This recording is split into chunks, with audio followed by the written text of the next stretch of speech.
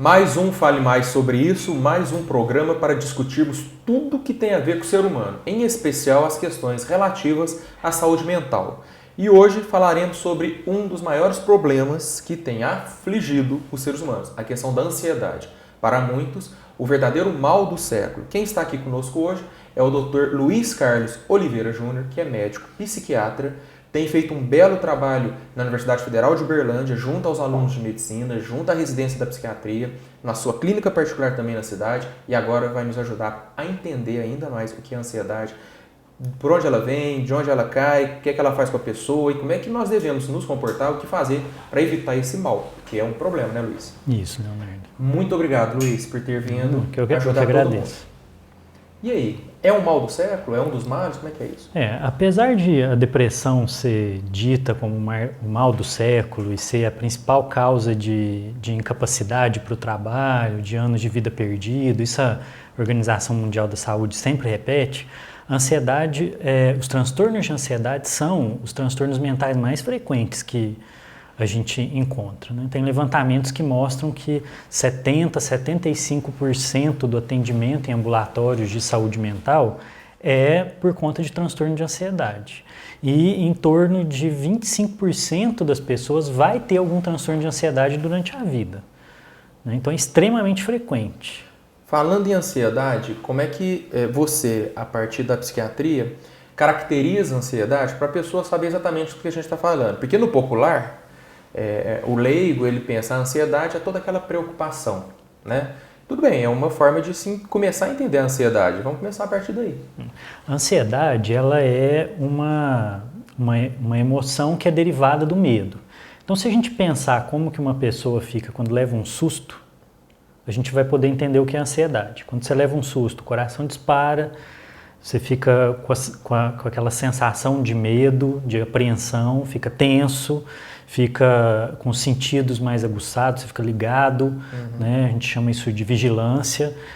Pode ter algumas reações no estômago, no intestino, até urinárias, às vezes vontade de urinar, sudorese, as mãos suando, tremor, né? Essa sensação é a resposta física do medo.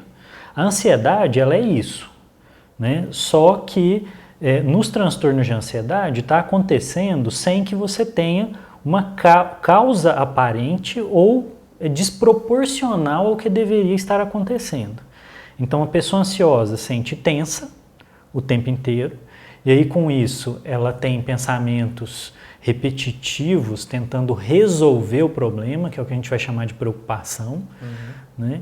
A tensão, dificuldade para dormir, dor no estômago, desarranjo intestinal ou intestino preso ou solto. Mas você falou uma coisa interessante aí que eu quero frisar, sem causa aparente, sem causa real, quando passa a ser realmente um problema. Porque quando a pessoa tem um problema, ela fica naturalmente ansiosa. Isso. Aí não é um transtorno, mas passa a ser um transtorno quando, de repente, a partir do nada ou de alguma circunstância que ela não consegue resolver, vai cronificando isso, vai... É quando a coisa fica desproporcional. Se a gente for pensar no problema, o transtorno de ansiedade, ele vem de um mecanismo que é normal nosso.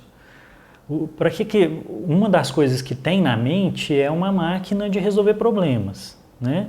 A gente representa um mundo dentro da cabeça para poder tentar achar soluções para os desafios que a gente tem na vida. Mas, infelizmente, não tem diferença entre o que eu imagino e o que existe de verdade. Então, se eu considero um problema que eu estou tentando resolver muito maior do que esse problema a resposta vai ser uma ansiedade muito maior do que eu deveria ter. Quando isso passa de um determinado ponto, né, estar um pouco ansioso ajuda a resolver problemas na vida, né? Se posicionar perante a vida. A gente se move, né? Alguma reação você tem que ter. Mas a partir de um determinado ponto o rendimento cai. E é aí que vem o problema. Quando os recursos estão esgotados ou é tão intensa a ansiedade que eu não consigo mais achar nenhuma estratégia para poder resolver o problema que eu imagino existir ou que exista, mas que eu não acho mais solução para ele. É muito interessante essa explicação em mostrar que o que existe de problema na realidade ou o que a mente pensa que existe não tem diferença, porque acaba produzindo repercussões, né? Isso. Na cognição da pessoa e nas respostas, no comportamento da pessoa, por exemplo. A gente pode dizer que nós vivemos em dois mundos, a gente pode viver em dois mundos. Um é o mundo real, do aqui e do agora, que é o mundo com todos os problemas e coisas que existem. O outro mundo é o mundo que a gente tem no pensamento, né? Que nós interpretamos a vida a partir de processos e histórias nossas e tentamos lidar com o mundo aí dentro. Na ansiedade, nós podemos dizer que nós somos sequestrados para esse lugar, né? E perdemos até o contato com o presente, com o real. E vamos trabalhando nisso como se isso fosse só o que existe, né? Por isso é que às vezes você está ansioso e dirige quilômetros sem, hora que viu, chegou naquele lugar e não sabe o caminho que você percorreu. Você estava sequestrado pelos seus pensamentos. E uma coisa interessante é que está sequestrado pelos pensamentos e com alto poder de produção de respostas fisiológicas, né? Sim. Repercussão no organismo, que é taquicardia, sudorese, né? Tudo aquilo que você colocou. Isso, porque a resposta de medo, ela é uma resposta orgânica, né? Você tem um circuito cerebral que foi desenhado para responder assim, né? Que cuida da memória afetiva, cuida das memórias que você tem e tem o que regula os órgãos todos do corpo, né? Então, quando você pensa, você tem preocupações, o corpo vai responder do mesmo jeito, como se fosse um perigo real ali. E aí libera substâncias que são extremamente perigosas, tóxicas até, né? Como, por exemplo, o cortisol. O cortisol está bem elevado em pessoas com depressão, em pessoas com ansiedade. E tem repercussões físicas. Agora, Luiz, rapidinho, só para a gente fechar o início dessa conversa, do grau mais leve ao grau mais radical dessas repercussões da ansiedade no corpo, né?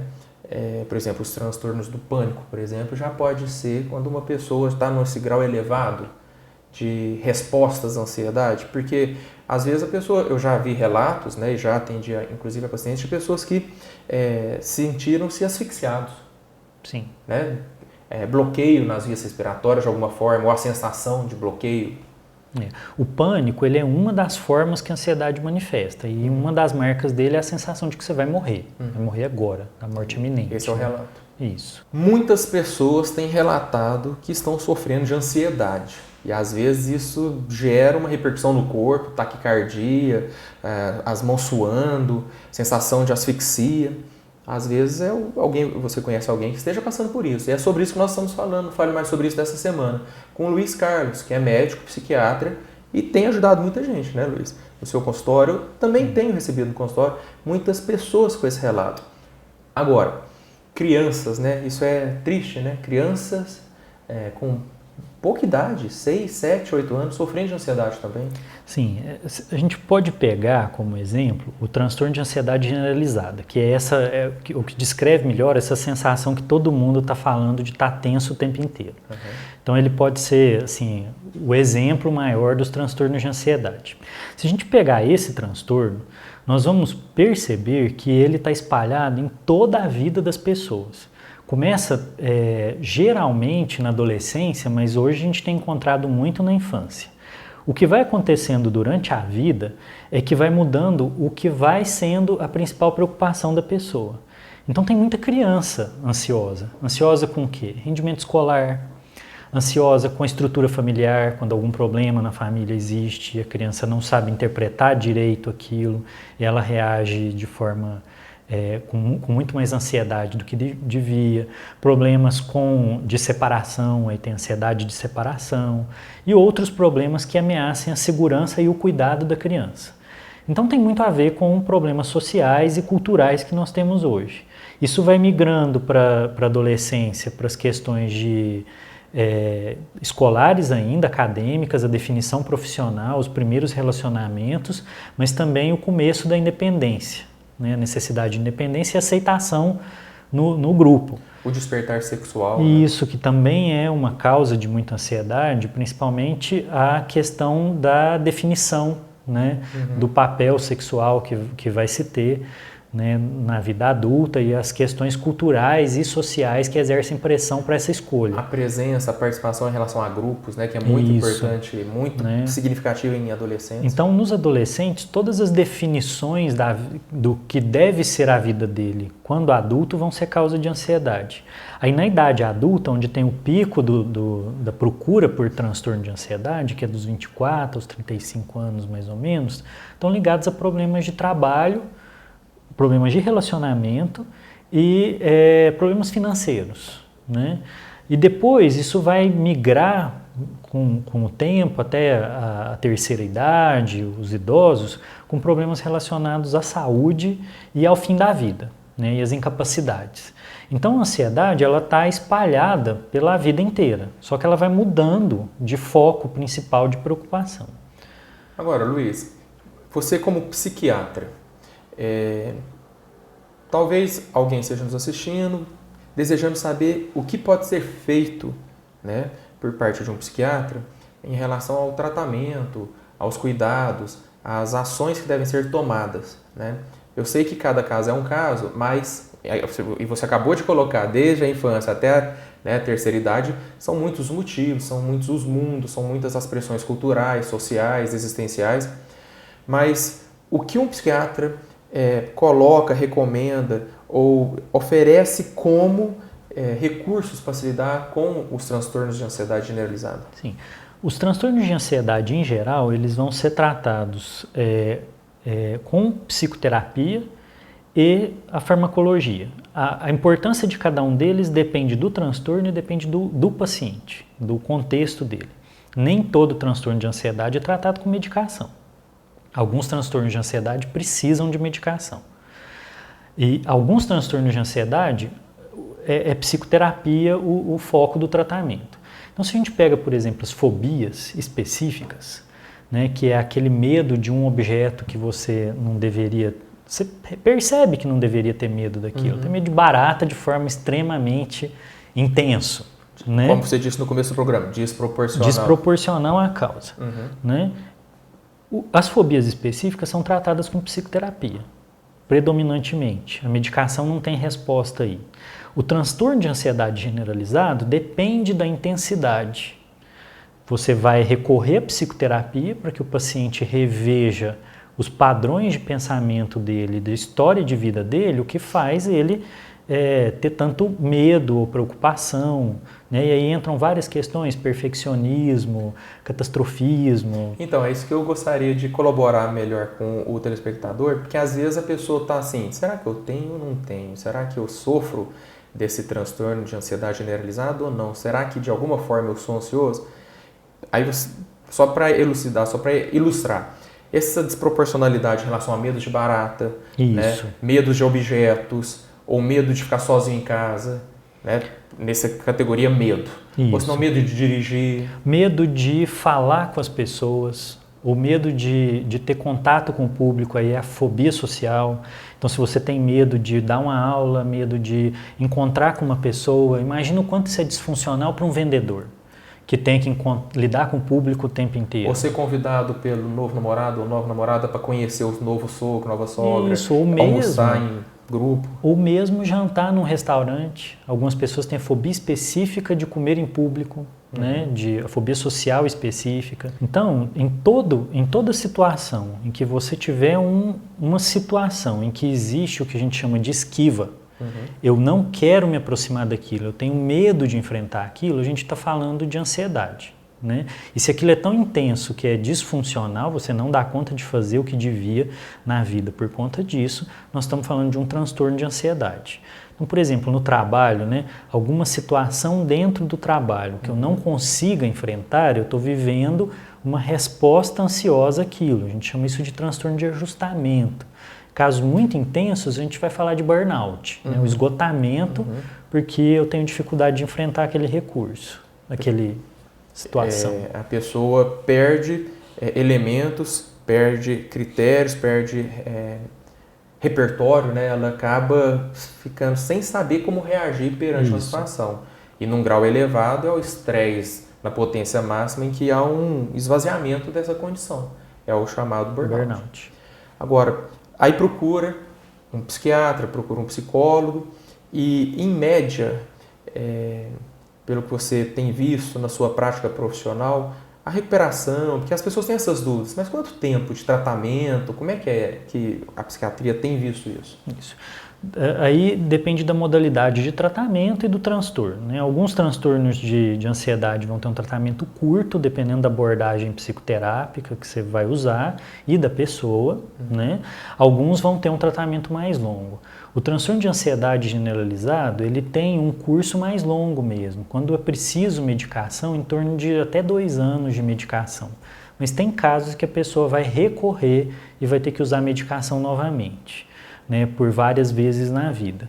E o trabalho de psicoterapia é fundamental, né, por um tempo suficiente para a pessoa conseguir adquirir a capacidade de ter continência e lidar melhor com o que causa medo. A ansiedade tem sido um problema na sua vida ou na vida de alguém que você conhece? É sobre isso que nós estamos falando com o médico psiquiatra Luiz Carlos Oliveira Júnior. É médico psiquiatra, professor do Instituto de Medicina da Universidade Federal de Uberlândia, do pessoal da residência em psiquiatria, não é, Luiz? Isso. Imagino que você discuta muito essa questão da ansiedade, já que você disse que é o mal daqueles que procuram ajuda na área da saúde mental, né? Isso. Atualmente. Porque a gente tem vivido um mundo que produz ansiedade. Tem, esse mundo nosso todo ligado, conectado, o tempo inteiro você está sempre presente, ou pelo contrário, nunca presente no real, mas sempre ligado em alguma preocupação, no virtual, em alguma preocupação que não está ali na sua frente, né, e muito rápido, né, as pessoas estão o tempo inteiro falando que não tem tempo mais, que o ano passa muito depressa, que a semana não dá, que o dia não dá, né, essa aceleração toda, ela tem aumentado mesmo a sensação de ansiedade. Eu acho legal a gente falar sobre isso, Luiz, porque às vezes as pessoas ficam com a impressão de que essas questões ligadas à saúde mental passam necessariamente apenas pelo fisiológico e pelo orgânico. E tudo bem, nós somos um psiquismo, uma mente, né? Há quem diga em alma, em espírito, como eu mesmo acredito, mas num chassi, numa base orgânica, simbiótica que dialoga, né? Psiquismo, organicismo, psiquismo. Porém, este mundo em que a falta de sentido, a falta de vinculação afetiva e efetiva entre as pessoas, a pressão da competitividade, atingir metas, a perda da infância, né, Luiz? A ocupação da infância com as crianças se transformando em consumidores, né, vivendo a prática mercantilista desde cedo, não tem mais espaço de brincar. E tudo isso uma infância direcionada para a vida adulta, né? A infância é vivida para isso. É o inglês porque ele vai ficar adulto e vai precisar do inglês. É a escola que tem que ser levada a sério desde pequeno porque ele vai ter que entrar na faculdade. Então, uma infância que perdeu a função dela e está direcionada só para o futuro. Roubada. É uma infância para o futuro, né? E aí alguém pensa, mas e o que isso tem a ver? Tem a ver que a partir da infância nós vamos criando as nossas estruturas de representação, as nossas estruturas mentais, né? A maneira como nós enxergamos o mundo, né? Os nossos sistemas de crenças. A forma como a gente desenvolve isso é brincando, né? É brincando que a gente experimenta as formas de se relacionar com tudo, com o simbólico, com o que está na nossa mente, com o outro, né? Nas brincadeiras, nos jogos que a gente aprende a trabalhar em equipe, aprende a conviver com o outro, a respeitar limite. Então aí você está falando uma coisa que eu deixei para o final do programa para perguntar, na sua opinião, que eu sei que é uma opinião bastante sensata e bastante criteriosa, o que pode ser feito preventivamente em relação às questões da ansiedade, antes de que venha a ter ansiedade ou que o problema se instale. E aí quando você começa a falar em infância, eu acho que já é super precoce e preventivo, né? Uma infância que tenha brincadeira, uma infância que tenha jogos, uma infância que tenha contato com as outras crianças, liberdade, isso já é agir preventivamente em relação a futuros problemas mentais, transtornos mentais. Isso, nós temos hoje a graça de estar vivendo um contexto diferente na pesquisa nessa área. O Brasil, principalmente, é líder nisso, com o Instituto Nacional de Ciência e Tecnologia em Psiquiatria do Desenvolvimento. É um grupo de pesquisa importante, né, que tem liderado a ideia de pesquisar desde a infância que fatores vão predispor aquela pessoa a desenvolver um transtorno mental. E a ansiedade, ela é muito importante nisso, porque algumas vivências que as crianças têm, os adolescentes têm, repercutem de forma importante na saúde mental e física. Então, por exemplo, tem bastante evidência de que crianças que sofrem violência, elas têm mais depressão e elas têm maior risco de desenvolver diabetes, do tipo 1, inclusive. Tem bastante evidência disso. Então, o que fazer, né? Aí entra a ideia da prevenção em saúde mental, que até poucos anos atrás era uma coisa que não era nem discutida. E hoje já é extremamente pesquisada no mundo inteiro. E aqui no Fale Mais Sobre Isso, a gente vive falando de prevenção, porque não adianta esperar o problema se instalar, né? Por isso que você está sempre convidado a vir falar sobre como agir preventivamente também em relação a tudo isso. E hoje em dia tem surgido algumas evidências muito interessantes de algumas práticas que são surpreendentemente simples e que têm um resultado enorme. Então tem bastante evidência, por exemplo, de práticas de gratidão e generosidade, que tem uma influência grande sobre a saúde mental, de meditação, que hoje o termo técnico é mindfulness, que é a atenção alerta. Então, ensinar desde criança a prática de meditação tem ajudado a conectar no tempo presente e não ser sequestrado pelas preocupações. Como a gente disse no começo do programa. Né? Isso. Aí uma coisa legal, só pra gente frisar, porque às vezes as pessoas falam, mas como é que ensina isso pra criança? Bom, uma das formas de ensinar isso para a criança é pelo exemplo. O pai e a mãe tendo a prática da meditação, tendo a prática da alimentação saudável e da vida com exercícios físicos, não é? Isso. O pai e a mãe, o pessoal pode até estranhar, mas o pai e a mãe brincando. O pai e a mãe brincando entre si. Que para a criança é ver o carinho do pai pela mãe, da mãe pelo pai, né? O pai dá colo à mãe, a mãe acolher o pai, o abraço, o toque, né? O encontro da pele com pele. Esses exemplos a criança absorve e vai começar a praticar no seu mundinho. E aí é o que você já está falando. Ela vai começar a transitar no ambiente da educação afetiva. Não procede isso? Isso. E se a gente for pensar, a ansiedade é um conteúdo muito frequente na ansiedade, a sensação, a necessidade de controlar. Controlar o mundo, controlar o que sente, controlar tudo que está acontecendo. Né? Então, isso é uma marca da ansiedade. Eu tenho medo de que eu perca o controle ou que as coisas saiam do meu controle. E o que a criança precisa ter no começo? A sensação de que ela é cuidada, de que ela tem segurança. Essa segurança interna que é criada no começo da vida, dá segurança depois. Eu não preciso ter medo, eu tenho segurança. Exatamente. E aceitar, não, se eu perder, faz parte da vida, a perda ou a frustração ela é importante, né? Ela tem segurança de que isso é normal. E não esquecer que a passagem da infância para a adolescência pressupõe e também pede a continuidade dessas práticas por parte dos pais, por parte dos educadores, né? Por parte das instituições nas quais as crianças e os adolescentes transitam. E no ambiente de trabalho, eu penso que os patrões, os chefes, coordenadores devem ter essa atenção também em relação aos seus subordinados, aos seus coordenados. Por quê? Inclusive porque a explosão de uma síndrome de ansiedade, né? A proliferação de pessoas ansiosas, isso prejudica as empresas, traz prejuízos econômicos, né? Todos nós devemos olhar para isso. Grandes empresas aí têm percebido, né, que um ambiente saudável de trabalho, de boas relações e que estimula a criatividade, a pessoa ser quem ela é mesmo, aumenta muito o rendimento e diminui o afastamento, diminui o gasto com treinamento de outro funcionário, né? Isso tem uma repercussão enorme. E uma das melhores repercussões é chegar à terceira idade ainda mais saudável, também quase que imune, né, às questões da ansiedade. Isso. Que debilita muito, né, a saúde global da pessoa que chega, né, a essa fase da vida. Porque algumas mudanças elas acontecem mesmo com a idade, né? A perda de algumas habilidades, outras não. algumas incapacidades, elas vão vindo com a idade.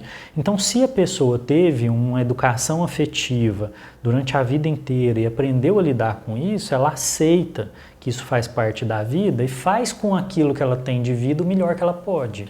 E a resignação deixa de ser um conformismo passivo e passa a ser um sinal de muita maturidade afetiva e existencial. Luiz, obrigado. Nada, obrigado pelo convite. Mas de verdade, obrigado mesmo. Sinta-se convidado a sempre trazer esses esclarecimentos ao público. Eu que agradeço. Legal. Gostou do programa? Você acha que alguém tem que assistir? Compartilhe o link lá no site do canal da gente, no portal do falemaissobrisso.com.br. E a gente agradece a sua presença, agradecemos ao Center Dr. Manuel Crozar, onde você encontra médicos, psiquiatras, psicólogos, dermatologistas, médico do esporte, endocrinologistas, psicólogos. Tá legal? Vem aqui conhecer, você vai ser muito bem tratado aqui. Até o Fale Mais Sobre Isso na próxima semana.